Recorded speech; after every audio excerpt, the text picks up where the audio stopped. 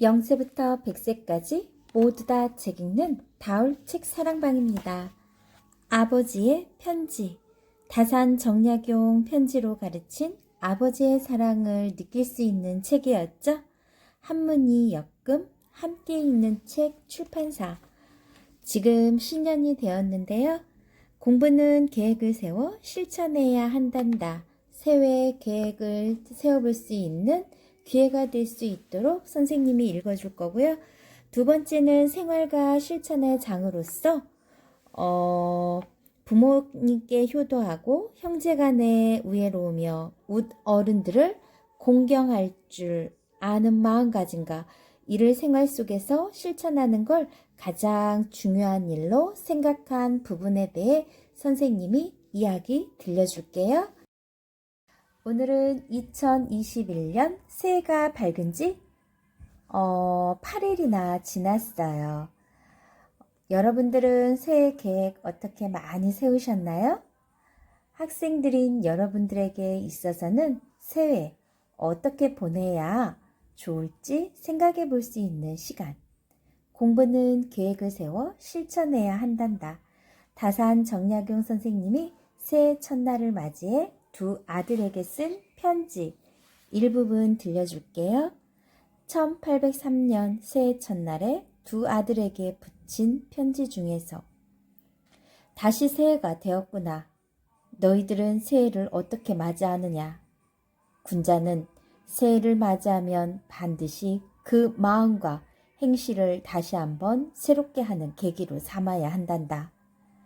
나는 젊었을 적에 새해를 시작하는 첫날이면 반드시 1년 동안 해야 할 공부의 과제를 미리 정해놓곤 하였다.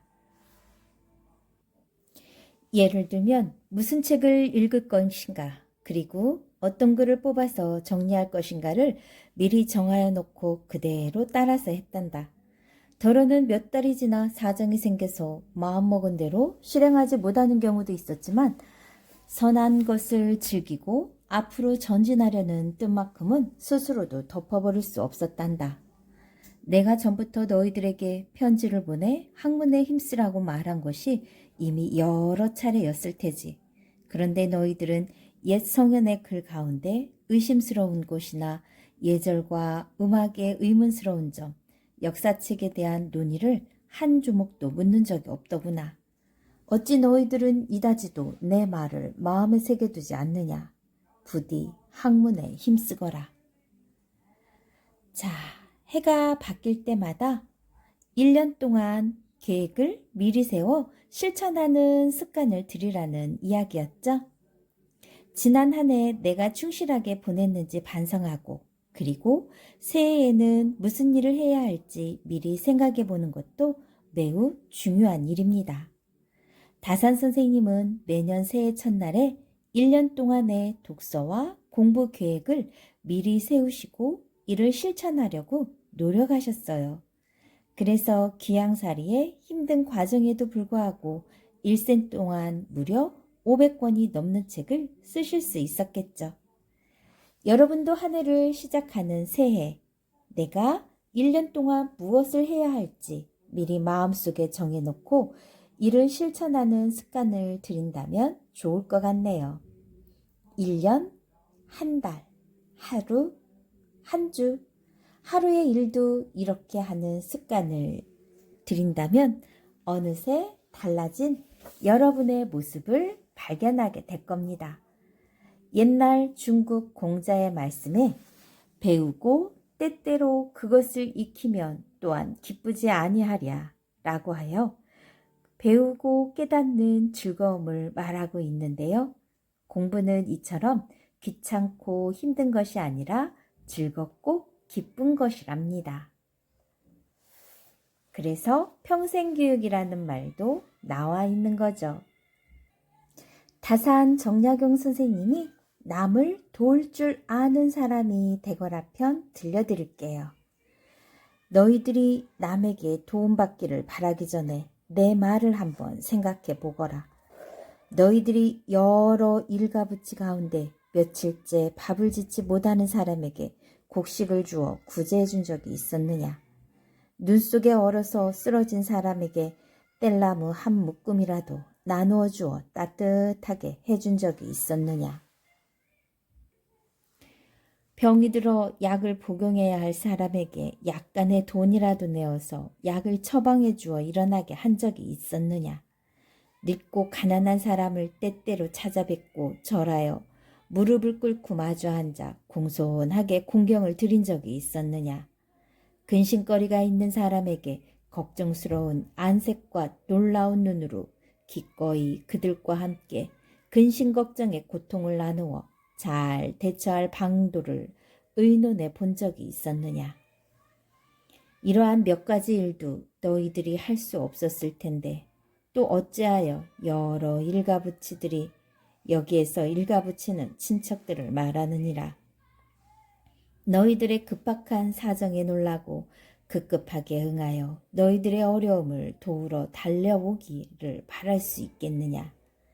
내가 남에게 베풀지 않았으면서도 남이 먼저 나에게 베풀어 주기를 바라는 것은 너희들의 오만한 뿌리가 아직도 제거되지 않았기 때문이다. 앞으로는 유념해서 평소 일이 없는 날에도 공경하고 화목하며 근신하고 성의를 다하여 여러 일가부치의 마음에 들도록 힘써야 할 것이요. 절대로 마음속에 보답을 바라는 싹을 남겨두지 말아야 할 것이다.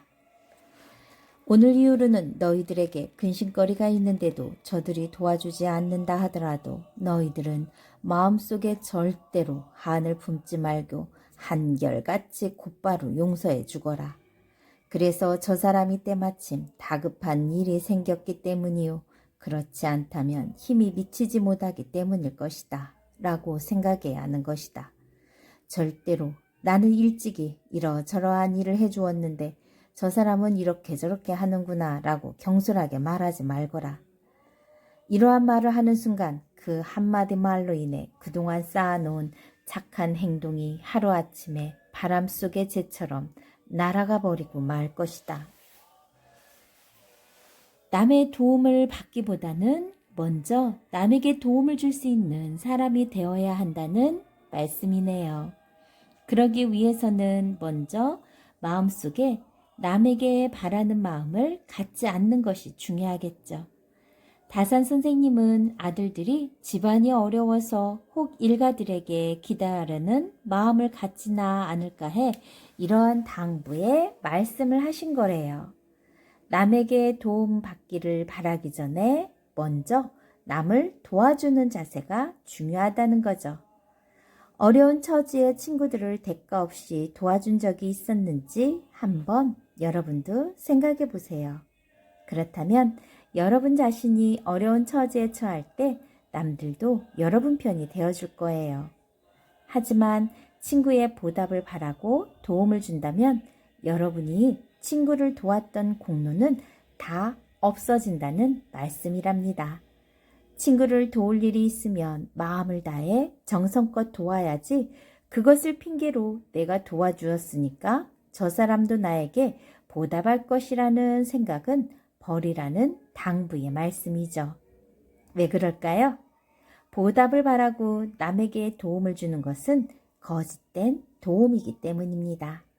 진정으로 마음에서 우러나와 남과 함께 도울 수 있는 방법, 다른 사람과 도움을 통해서 서로가 기쁨을 줄 수 있는 여러분이 되기를 기원합니다.